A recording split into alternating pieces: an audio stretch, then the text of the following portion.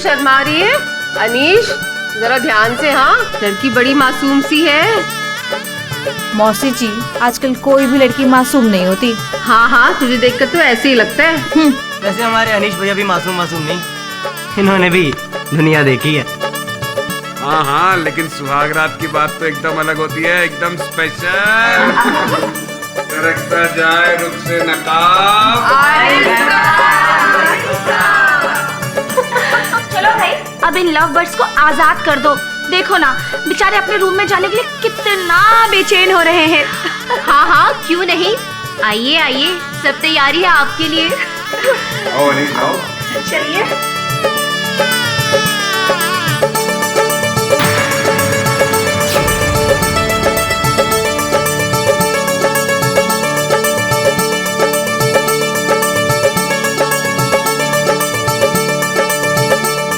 पहली बार जब मुझे मेरी प्यारी गुड़िया ने तुम्हारे बारे में बताया, मुझे लगा कि जाके तुम्हारा सिर फोड़ दूं।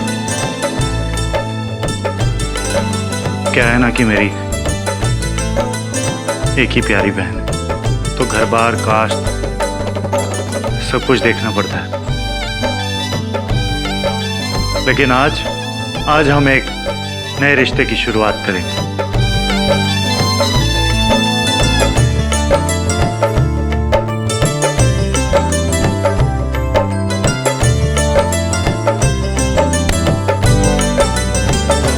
आज से तुम सिर्फ मेरी बहन के पति नहीं, मेरे भाई भी हो। Kanishk, thank you brother.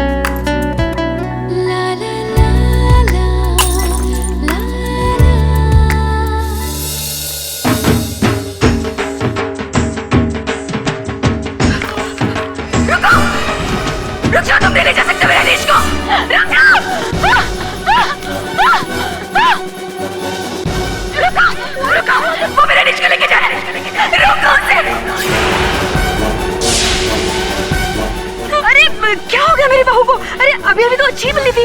गजल वहाँ कोई भी नहीं है। गजल, हाय राम, खून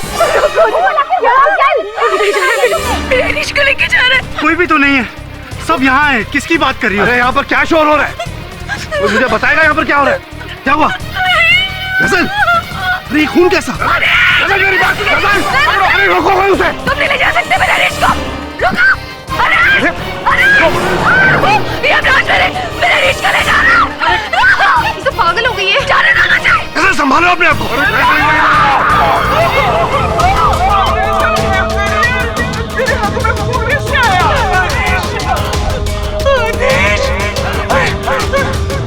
लो जी, ये तो बेहोश हो गई। कपूर साहब, फोन लगाइए, डॉक्टर को बुलाइए। इतना सब हो गया, मेरा अनीश कहाँ है? अरे कोई जाकर अनीश को भी देखे, वो ठीक है कि नहीं? अनीश, अनीश, अनीश मेरे बच्चे, तुझे क्या हो गया? अनीश, तुझे क्या हो गया मेरे बच्चे? युवराज, मेरे अनीश को दूर लेके मुझसे।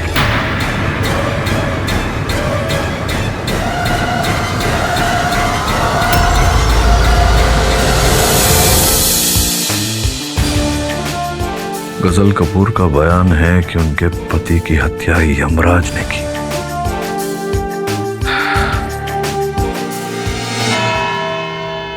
जोग साहब,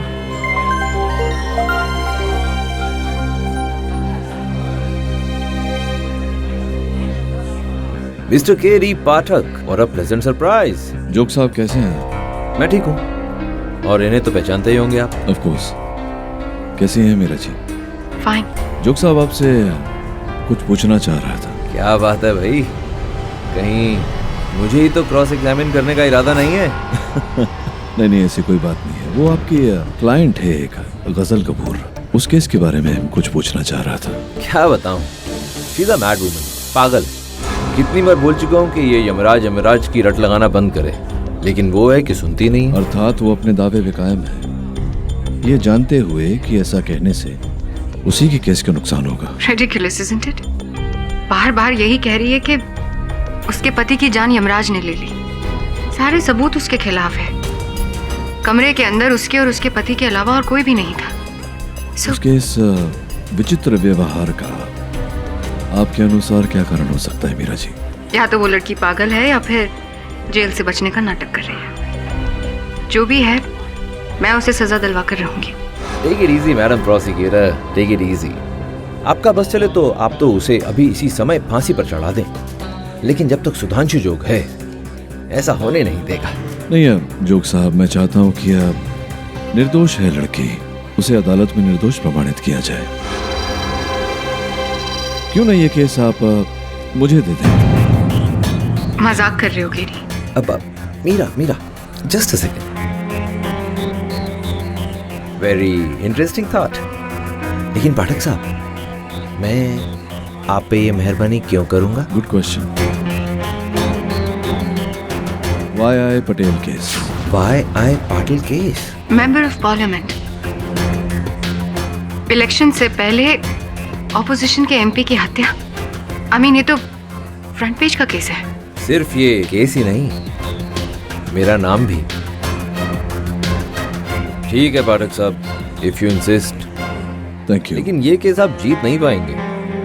आप तो जानते हैं जोग साहब, अदालत में जीत हमेशा न्याय की ही होती है। मीरा जी,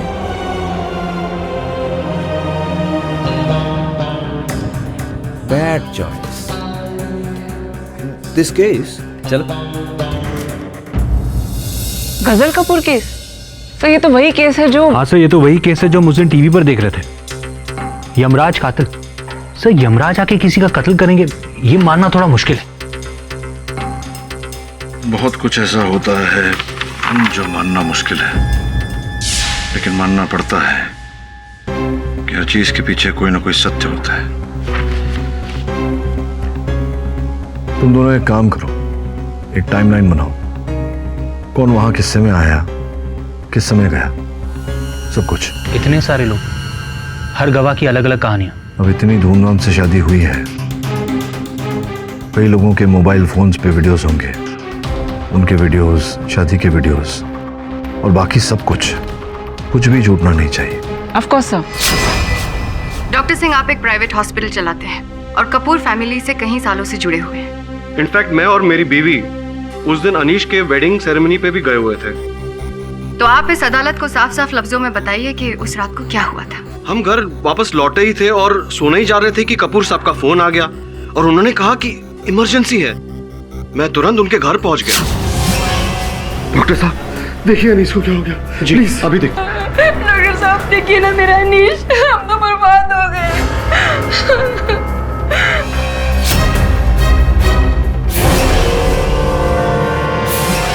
अनीश की बॉडी को देखकर आपको कुछ अनयूजुअल लगा उसमें? अनीश की बॉडी को देखकर तो ऐसा लग रहा था कि वो एक गहरी नींद में सो रहा है और कभी भी उठ खड़ा होगा। लेकिन अनीश मर चुका था, राइट? डॉक्टर सिंह, आप इस अदालत को साफ साफ बताइए कि मेडिकल टर्म्स में अनीश मर चुका था या फिर जिंदा।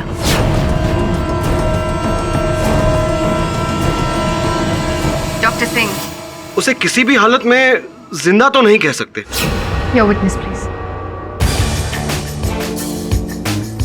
डॉक्टर साहब, अभियोग पक्ष महोदया जब आपसे प्रश्न कर रही थी कि अनीश जीवित था या मृत, उस प्रश्न का उत्तर देने में संकोच कर रही थी, क्यों ऐसा? सर, वो एक्चुअली बात ऐसी थी कि... क्या बात है? फिर बोलने में आप संकोच कर रहे हैं। I object your honour. जब डॉक्टर सिंह इस अदालत को बता चुके हैं कि अनीश की मौत हो चुकी थी, तो फिर मिस्टर पाठक ऐसे बेतुके सवाल क्यों पूछ रहे हैं? योर ऑनर, अभियोग पक्ष के साक्षी स्वयं बार बार इस घटना को असाधारण बोल रहे हैं। जानने का प्रयास कर रहा हूं कि अंततः ऐसा क्या था। ओवररूल्ड। डॉक्टर सिंह, जवाब दीजिए। योर ऑनर, मेडिकल साइंस में हजारों में एक ऐसा केस आता है जहां किसी सदमे के वजह से मरीज कोमा में चला जाता है और उसके दिल की धड़कनें इतनी हल्की हो जाती हैं कि उसको रिवाइव करना या उसको महसूस करना घास में से सुई ढूंढने के बराबर होगा। कृपया ये बताएं अदालत को कि क्या आपने अनीश कपूर साहब की अवस्था को देखकर, उनकी स्थिति को देखकर उन्हें मृत्यु प्रमाण दिया था, डेथ सर्टिफिकेट दिया था? जी नहीं। Your honour, doctor Singh Kapoor खानदान से कई सालों से जुड़े हुए हैं। अगर ऐसे मामले में वो थोड़े इमोशनल हो गए तो कोई हैरानी की बात तो है नहीं। मेडिकल एग्जामिनर ने ये डेथ सर्टिफिकेट जारी कर दिया है। नहीं,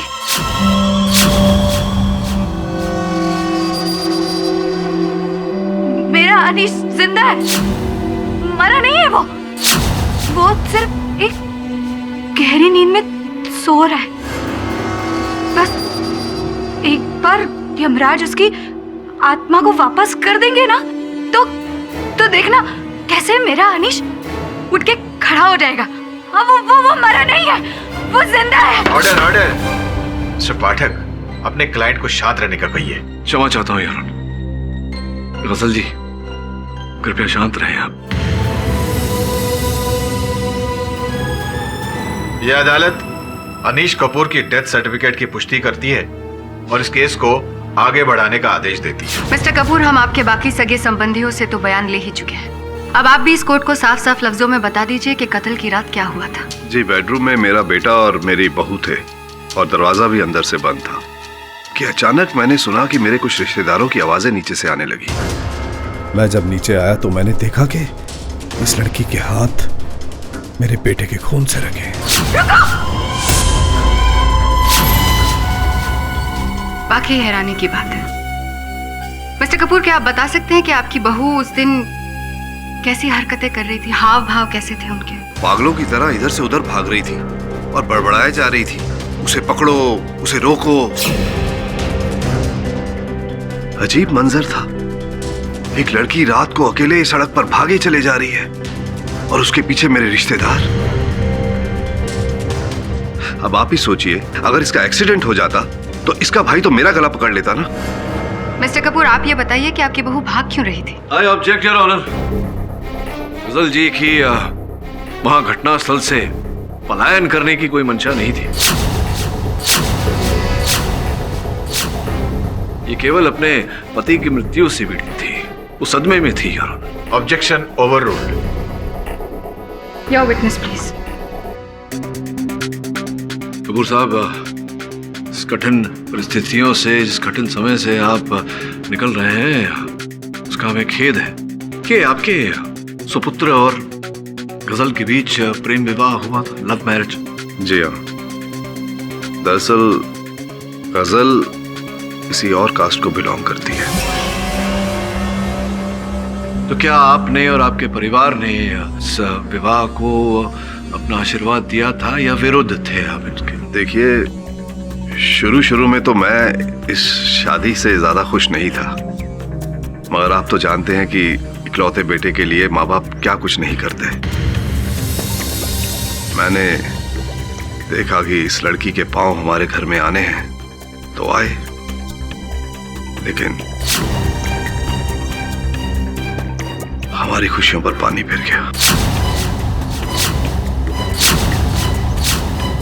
इनके जो भाई साहब हैं, कनिष्का जी, उनके साथ कोई मतभेद? बिल्कुल नहीं, मैं उससे क्यों झगड़ा करूंगा? नहीं, ये तो आप ही जानते हैं, क्योंकि योर ऑनर,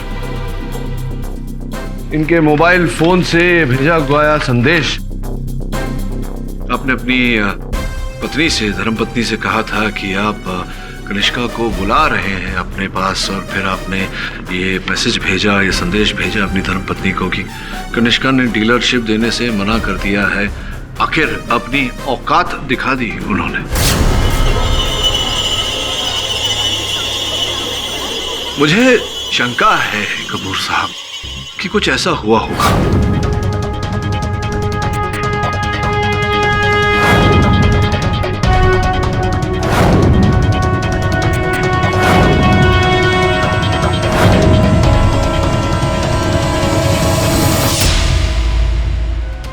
मैं मानता हूं कि उस रात को फैमिली डिस्कशन हुआ था।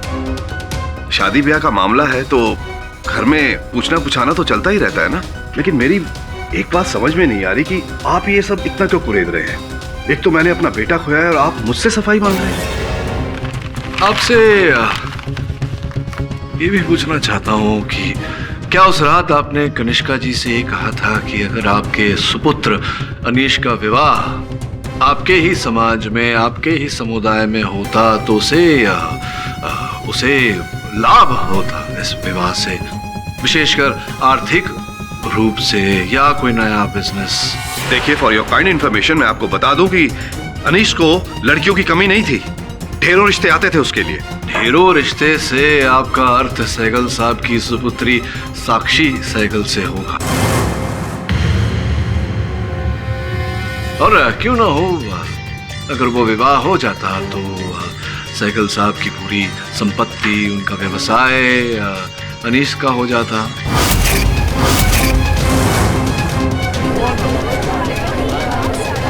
और कहीं आपने सोचा कि गजल और अनीश के विवाह के बाद कनिष्का और गजल के परिवार को आपकी इस नुकसान की भरपाई करनी चाहिए, क्यों? योर ऑनर, डिफेंस की दलीलों से ये केस कहाँ जा रहा है कुछ समझ में नहीं आ रहा। योर ऑनर, मैं प्रोसिक्यूटर साहिबा को स्मरण करा दूं कि हमारे भारतवर्ष में दहेज की प्रथा अवैध है। ओवररूल्ड। जवाब दीजिए मिस्टर कपूर। कैसी बातें कर रहे हैं आप? हमारे परिवार में इस तरह की बातें नहीं होती है। मेरी एक बात समझ में नहीं आ रही, आप मेरे परिवार पर दहेज जैसा इल्जाम लगा रहे हैं। नहीं कपूर साहब, दहेज तो कई प्रकार के होते हैं। क्या आपने कनिष्का जी से ये नहीं कहा था कि अगर वो अपनी 2 व्हीलर की डीलरशिप आपके नाम नहीं करेंगे तो आप अपनी बहू अर्थात गजल का जीवन नष्ट कर देंगे? What nonsense! मैंने ऐसा कभी कुछ नहीं कहा। नहीं, ये भी तो हो सकता है कि आप कनिष्का के साथ झगड़ा करने के बाद क्रोधित हो गए और आप घुसे अनीश के कक्ष में और आपने गजल को धक्का मारकर कक्ष से बाहर निकालने का प्रयास किया। आपके सुपुत्र ने आपको रोका और उसी क्रोध के चलते आपने अपने सुपुत्र पर आक्रमण किया। I object your honour. ये बात साबित हो चुकी है कि अनीश और गजल के कमरे का दरवाजा अंदर से बंद था। योर ऑनर, अभियोग पक्ष महोदय उचित बात कह रही है, किंतु इन्होंने केवल इतना ही बताया कि वो दरवाजा अंदर से बंद था जो था। इन्होंने ये नहीं बताया कि उस कक्ष की एक खिड़की वो खुली थी।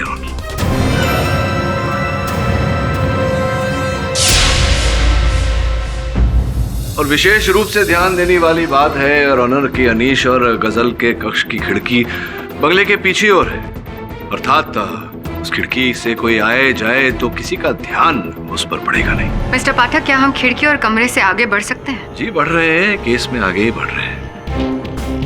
योर ऑनर, इस स्तर पर मैं अदालत को बताना चाहूंगा कि अभियोग पक्ष महोदया ने कमरे की खुली खिड़की की बात छिपाकर अदालत को भटकाने का प्रयास किया है। मैं पब्लिक प्रोसिक्यूटर से जानना चाहता हूं कि वो डिफेंस की दलील से सहमत है। मैं मिस्टर पाठक की बात से इत्तेफाक रखती हूँ, पर जरा मिस्टर कपूर की उम्र पर गौर फरमाइए। दिल के मरीज आर्थराइटिस के चलते हुए ये तो उस खिड़की से कूदने से रहे। मिस्टर पाठक, क्या आप कोई सवाल पूछना चाहेंगे? योर ऑनर, इस समय मिस्टर कपूर से कुछ नहीं पूछना चाहूंगा, इनकी धर्मपत्नी श्रीमती कपूर से पूछना चाहूंगा, आपकी अनुमति हो तो। अनुमति है।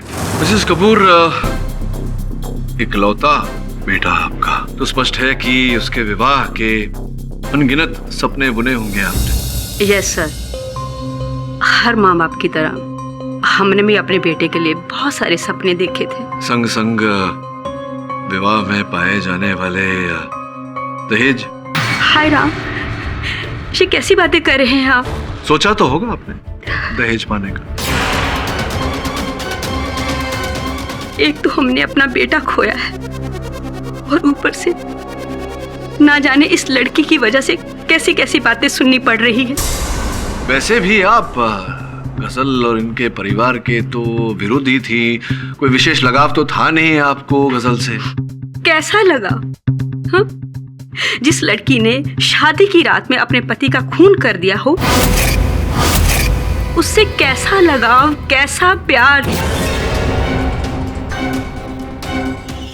देखिए, आपने अपना सुपुत्र खोया है, इस बात का दुख तो है हमें मिसेस कपूर, लेकिन ये सत्य भी है जैसा कि आपने अभी अभी कहा, आपने दोनों को आशीर्वाद दिया, वो तो नहीं किया था। आप तो पहले से इस विवाह के विरुद्ध थी ना?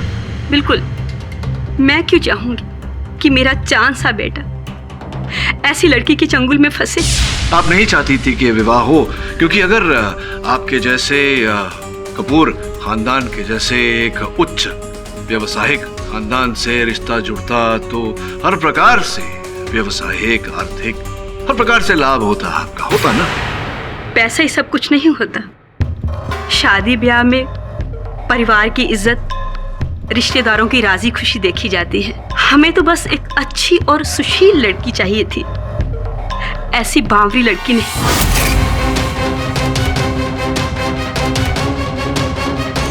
ये बताएं कि उस रात अंत में सब लोगों के वहां जाने के बाद आप गई थी अनीश और गजल के कक्ष में? हाँ सर, मैं तो दूध लेकर गई थी। अगर मुझे पता होता कि ये मेरे बेटे का खून कर देगी तो मैं वहां ही इसको मार देती।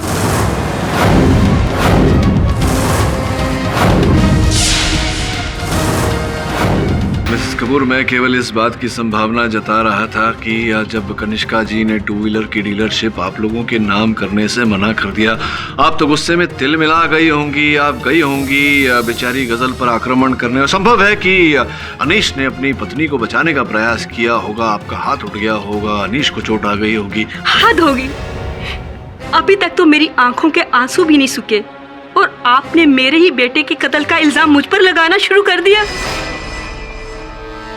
मैं ही पागल थी जो आपसे हमदर्दी की उम्मीद कर बैठी।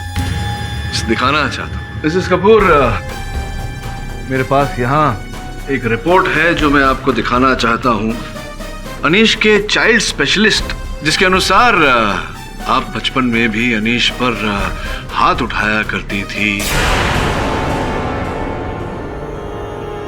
Objection your honour. महरूम अनीश कपूर की मां उन्हें बचपन में मारती थी, तो अब हम वक्त का कांटा इतना पीछे क्यों धकेल रहे हैं? Objection overruled. योर ऑनर, मैं केवल इतना स्पष्ट करने का प्रयास कर रहा हूँ कि हाथ उठाने की क्षमता तो इनमें थी बचपन में भी और संभवतः अब भी। क्यों? अगर बच्चे बात नहीं माने, बात नहीं सुने तो 2 थप्पड़ जड़ देने से कोई हर्ज नहीं होता।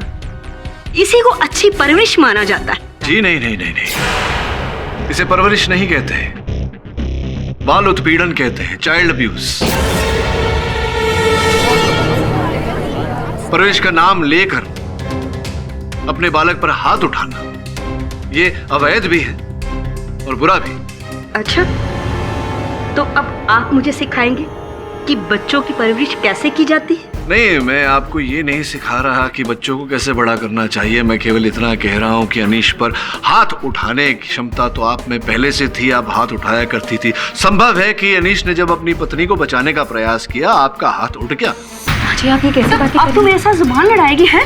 मेरे कहने का ये मतलब नहीं था, आप मुझे गलत समझ रही हैं। तो क्या मतलब था तेरा कहने का ये सब? हाँ माँ जी, आप छोड़ो ना माँ, अब तो शादी हो चुकी। इस पगली को तो बात करने की तमीज नहीं थी। गृह प्रवेश के दिन ही मेरे को आंखें दिखा रही थी और कहने लगी मैं मिसेस कपूर हूँ। अरे और तो और, मेरे कानों की बाली डायमंड की चोरी कर ली और मेरा दिल किया कि इसके मुंह पर जोर से 2 थप्पड़ मारूं, लेकिन मैंने ऐसा नहीं किया।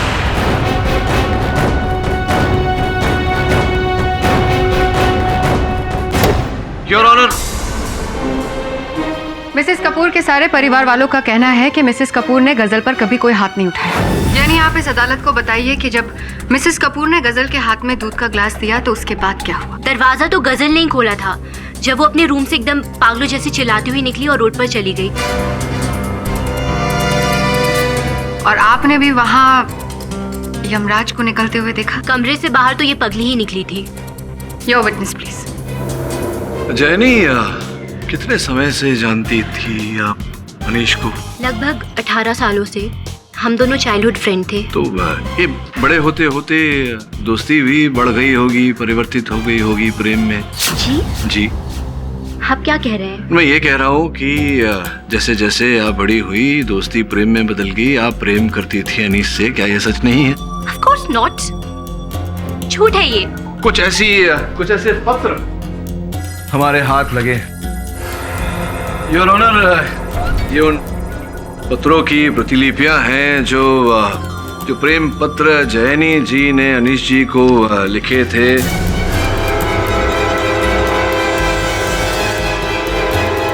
मैं साफ लिखा है योर ऑनर, आप देख सकते हैं। अगर मैं तुम्हारी नहीं हुई तो कोई और तुम्हारी नहीं हो सकती। तुम्हारे प्रेम में मैं किसी भी हद तक जा सकती हूँ, हत्या के हद तक भी। उस टाइम मैं कॉलेज में थी और वो एक दौर था मेरी लाइफ का, बस, और कुछ नहीं। ये तो आप कह रही है। मेरे अनुसार ये जो पहला प्यार होता है जैनी, ये बहुत ही पाक, बहुत ही निर्मल, एक ओस की बूंद की तरह, बुलाए नहीं बोलता।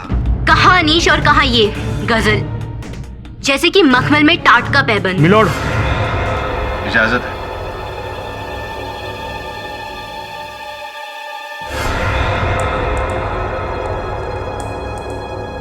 जज साहब, अभी फॉरेंसिक लैब से मेरे पास ये रिपोर्ट आई है।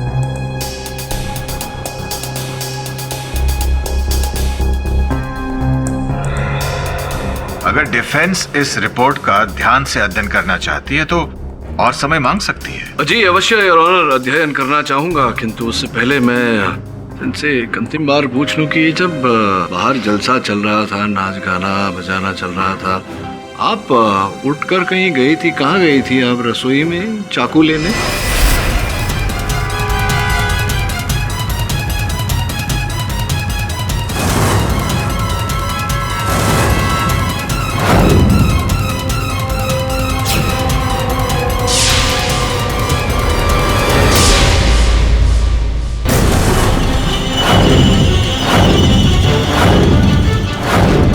मैं चाकू लेने क्यों जाऊंगी? कौन सी सब्जी काटनी थी मुझे? योर ऑनर, डिफेंस जो अंदाजा लगा रहे हैं, ऐसा कुछ भी नहीं हुआ था। ये मैं एविडेंस के साथ साबित कर सकती हूँ। Sustained mister Pathak. Your honour, मैं उत्सुक हूँ ये देखने के लिए कि प्रोसिक्यूटर साहब किस प्रकार का प्रमाण प्रस्तुत करती हैं। थैंक यू जज साहब। मैं मिस्टर योगेश को कटघरे में बुलाना चाहूंगी। अनुमति है। जब घर के सभी लोग हंसी मजाक कर रहे थे तो आप कहाँ थे?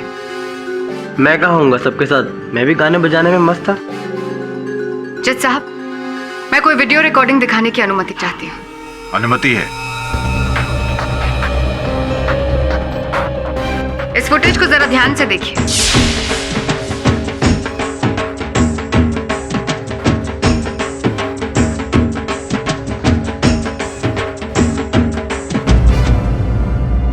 मैं रेस्टरूम गया था, क्या वो भी गुनाह है?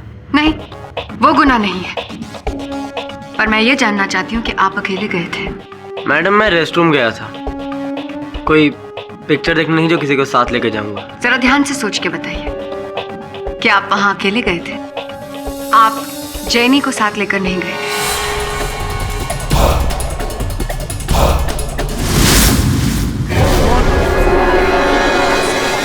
इसमें मैं क्या कह सकता हूँ, शायद उसे भी रेस्टरूम इस्तेमाल करना होगा। शिवांगी साथे, ये नाम जानते हैं आप? जी, दोस्त है मेरी। दोस्त है आपकी या दोस्त थी? क्योंकि बेशक 2 साल से तो आप उनसे मिले ही नहीं। क्यों? मैं बताती हूँ। मिस्टर योगेश के खिलाफ रिस्ट्रेनिंग ऑर्डर है जज साहब। कुछ सालों पहले उन्होंने शिवांगी साथे, जो कि एक दिल के मरीज है, इनके साथ एक भद्दा सा मजाक किया था। बात इतनी आगे बढ़ गई जज साहब कि शिवांगी के पिताजी ने पुलिस में रिपोर्ट दर्ज करवाई योगेश के खिलाफ, और इसीलिए योगेश के खिलाफ रिस्ट्रेनिंग ऑर्डर जारी किया गया। पिछले 2 साल से मिस्टर योगेश शहर के जाने माने साइकोलॉजिस्ट डॉक्टर आहूजा के पास अपना इलाज करवा रहे हैं। जज साहब, मैं कोर्ट को यह भी बताना चाहती हूँ कि मिस्टर योगेश को अपने बोर्डिंग स्कूल से बेदखल कर दिया था। उनके कॉलेज से भी उनको एक्सपेल किया था। नहीं, प्रोसिक्यूटर महोदया, मैं समझ नहीं पा रहा हूँ क्या क्या कहना चाह रही हैं आप? योगेश डरावनी फिल्मों, किताबों और टेलीविजन शो से प्रभावित होकर लोगों को डराने के लिए उनके किरदारों की वेशभूषा पहनने लगा। सुनने में तो ये कोई बड़ा अपराध नहीं लगता जज साहब, पर कोई इंसान असली चाकू और छुरी लेके किसी के कमरे में घुस जाए तो किसी का भी दिल दहल सकता है। ये भी जुवेनाइल डेलिक्वेंसी का एक हिस्सा है जज साहब। उस रात भी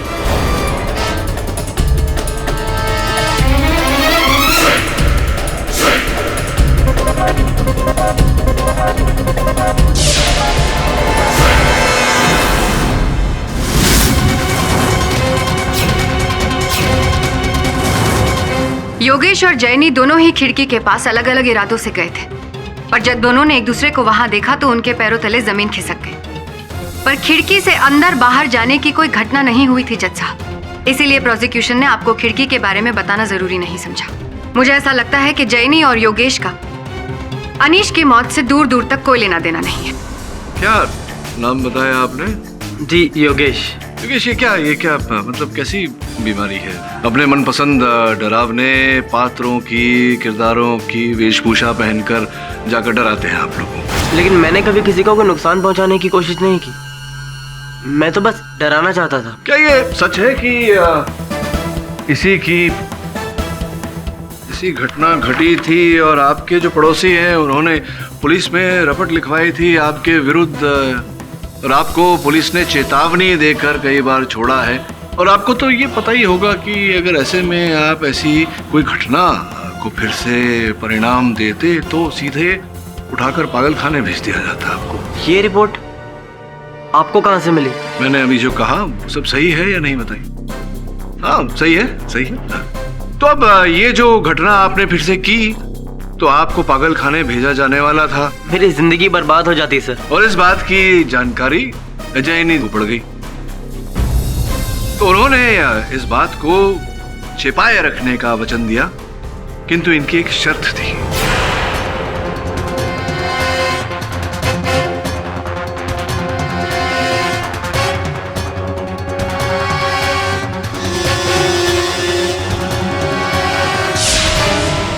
मैं तो बस दूल्हा दुल्हन से हंसी मजाक करना चाहता था, सोचा थोड़े पंगे ले लेता हूँ। मेरी जिंदगी बर्बाद हो जाती सर। और इस बात की जानकारी जैनी को पड़ गई, तो उन्होंने इस बात को छिपाए रखने का वचन दिया, किंतु इनकी एक शर्त थी।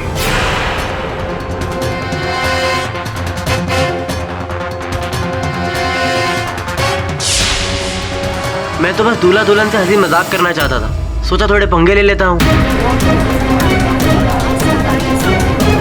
मतलब क्या पंगा लिया था? चाकू तो जैसे का तैसा मेरे हाथ में ही था, बस।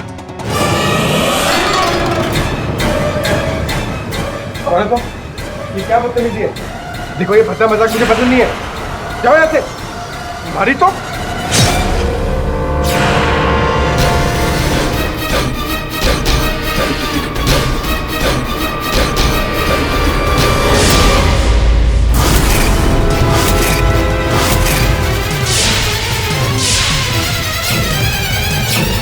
क्योंकि मुश्किल के टाइम पहले बंदा खुद को बचाता है सर, इसीलिए मैंने भी अपनी सेफ्टी सोची और वहां से मैं भागा। जज साहब, वहां से कोई चाकू बरामद नहीं हुआ था। होगा भी कैसे यार? स्पष्ट है कि योगेश और जैनी इस बात के बारे में जान गए होंगे। उन्होंने देखा होगा योगेश को चाकू छिपाते हुए, और वहीं से उन्होंने चाकू को गायब किया होगा। जाकर के फिर नाच गाने में घुल गए होंगे ताकि बाद में ये आरोप गजल पर आए। योर ऑनर, इस केस में शेष कुछ बचा नहीं। योगेश इकबाल जुर्म कर चुका है। यह सिद्ध हो चुका है योर ऑनर कि मेरी मोक्किल गजल निर्दोष है। जज साहब, इजाजत है।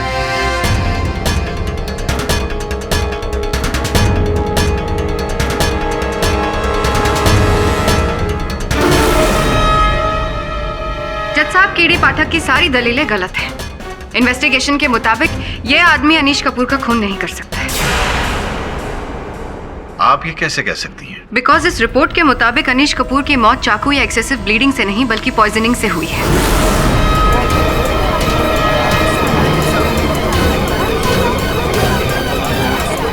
क्योंकि कार्रवाई के दौरान उभरा हुआ ये तथ्य इस केस से जुड़ा हुआ है, इसलिए इसे नजरअंदाज नहीं कर सकते हैं। मिस्टर पाठक, इस रिपोर्ट से यह साफ हो जाता है कि अनीश का कत्ल योगेश ने नहीं किया है। फिलहाल अदालत की कार्रवाई अगली तारीख तक के लिए मुलतवी की जाती है।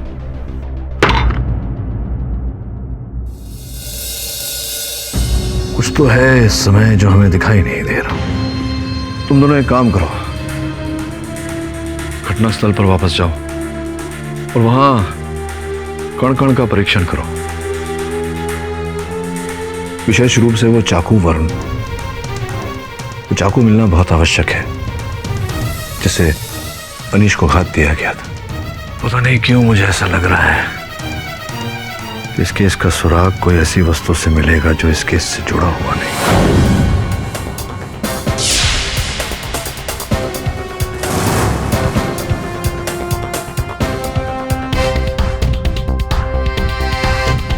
सुने ना? हाँ, कुछ मिला?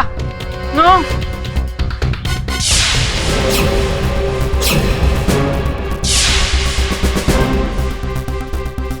किसी दवाई की शीशी लगती है।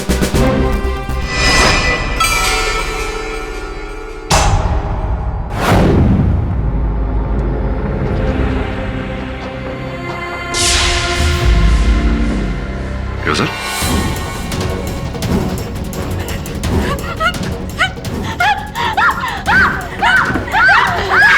ये जरा रोकिए ना, अपने आप को चोट पहुंचा देगी।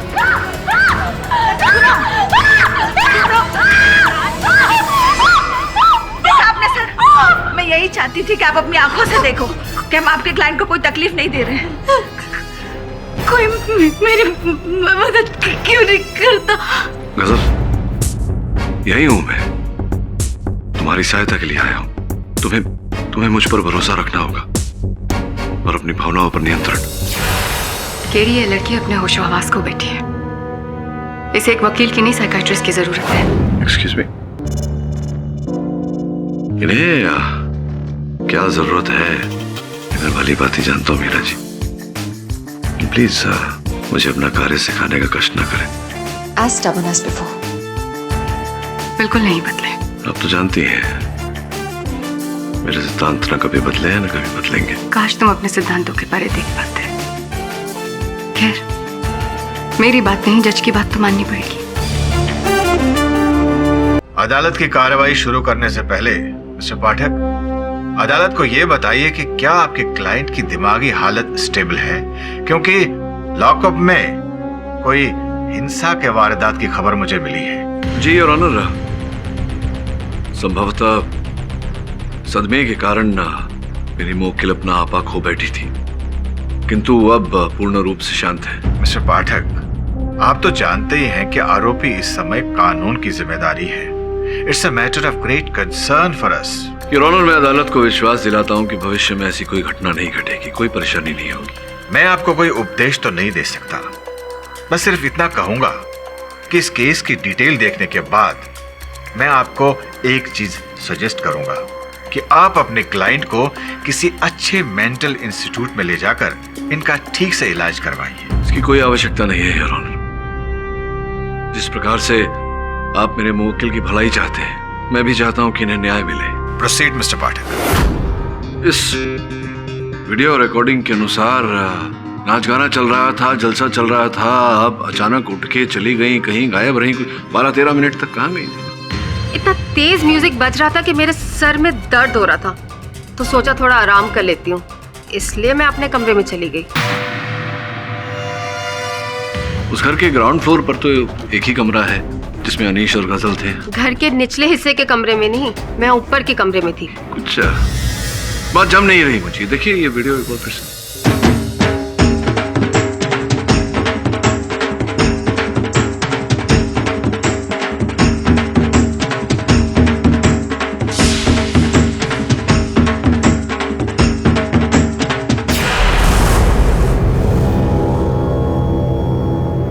बताइए, कहाँ जा रही थी आप? लगा थोड़ी खुली हवा में टहल लूंगी तो सर का दर्द चला जाएगा। अच्छा, सर का दर्द गया था या नहीं ये तो मुझे नहीं पता, लेकिन ये तो पता है कि आप गई थी कहाँ? बंगले के पीछे। ले, अब मैं बंगलों के पीछे क्यों जाने लगी?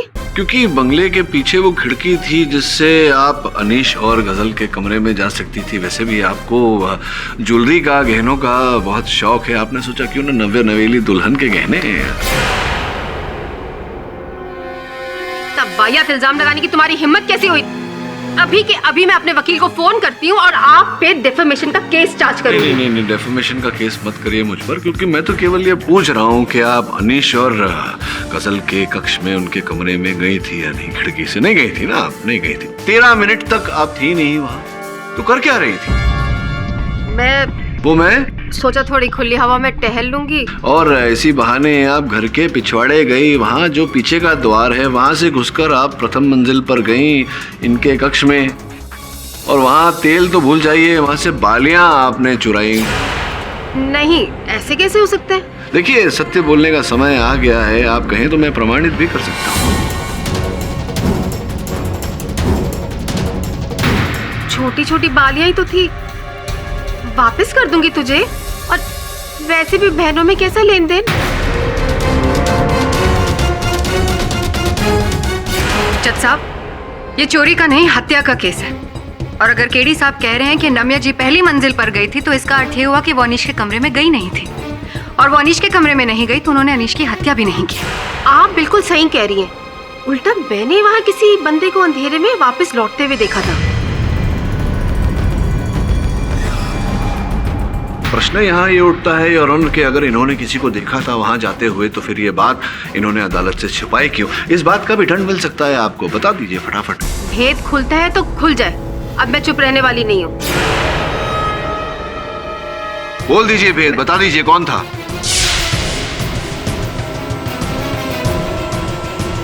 वो रहा अनीश का हत्यारा।